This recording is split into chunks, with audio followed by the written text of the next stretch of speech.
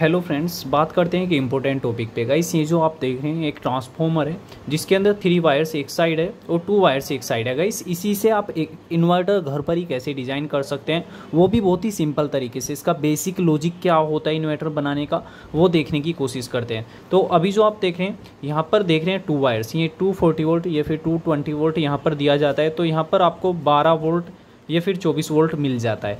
अगर ये 12 का है, यहाँ पर 12 वोल्ट का है और ये 0 का है, यानी कि 2 वायर यूज़ करते हैं तो यहाँ पर 12 वोल्ट मिलता है। और अगर आप ये 2 वायर यूज़ करते हैं येलो यहाँ पर 24 वोल्ट आपको मिल जाता है। लेकिन गाइस, हम इसी से एक इन्वर्टर बनाने की कोशिश करते हैं, एक लॉजिक को समझते हैं कैसे ये घर पर ही आसानी से आप इसी की हेल्प से इन्वर्टर डिज़ाइन कर सकते हैं। तो इसका बेसिक सा सिंपल सा फंडा होता है, ये समझने की कोशिश करते हैं। तो 3 वायर्स इस साइड है। तो गाइस, अगर हम इन्वर्टर बनाने की बात करते हैं तो हम अपने बैटरी वोल्ट को स्टेप अप कर रहे होते हैं।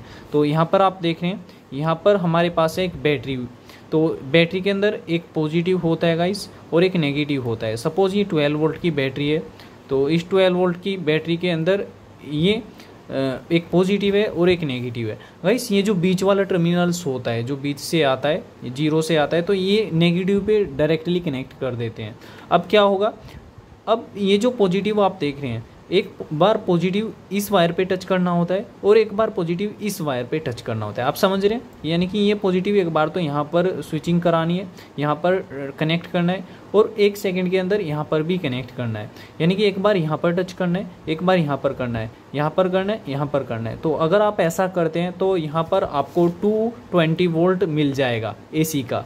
तो ये 12 वोल्ट की बैटरी ही आसानी से कन्वर्ट हो जाएगी 24 वोल्ट के एसी करंट के अंदर। तो इस तरह से सिंपल सा फंडा होता है 3 वायर्स के इन्वर्टर के अंदर, 3 वायर के ट्रांसफार्मर के अंदर जो इन्वर्टर बनता है उसके अंदर ये बेसिक सा फंडा होता है। तो प्रैक्टिकली करके देख लेते हैं कैसे ये काम करता है, बेसिक प्रिंसिपल इसका देखने की कोशिश करते हैं। गाइस, अगर वीडियो पसंद आए तो प्लीज़ लाइक कीजिए, सब्सक्राइब कीजिए। तो अभी जो आप देख रहे हैं इसके अंदर ट्रांसफार्मर है और ये हमारे पास है एक बल्ब।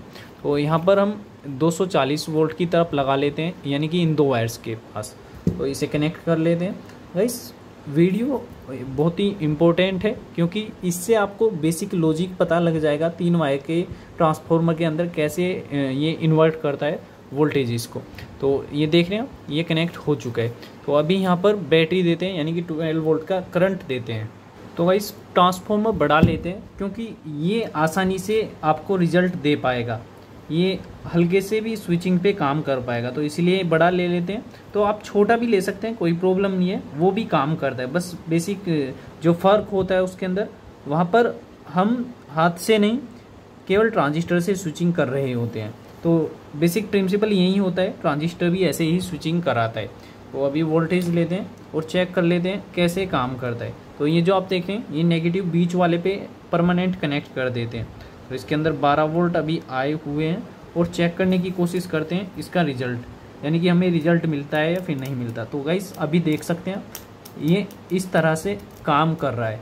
अभी यहाँ पर भी आप ट्राई कर सकते हैं। तो इस तरह से काम करता है यह इन्वर्टर। तो आप घर पर ही आसानी से डिज़ाइन कर सकते हैं। बस आपको क्या लॉजिक लगाना है, यहाँ पर 2 ट्रांजिस्टर लगाने हैं, इस वायर पे ट्रांजिस्टर लगाने और इस वायर पे, क्योंकि वो स्विचिंग करते ही रहेंगे, आपको हाथ से करने की कोई ज़रूरत नहीं है। तो इस तरह से आप घर पर ही आसानी से डिज़ाइन कर सकते हैं। Thank you for watching, please subscribe my channel. ये DC करंट है गाइस, थैंक यू।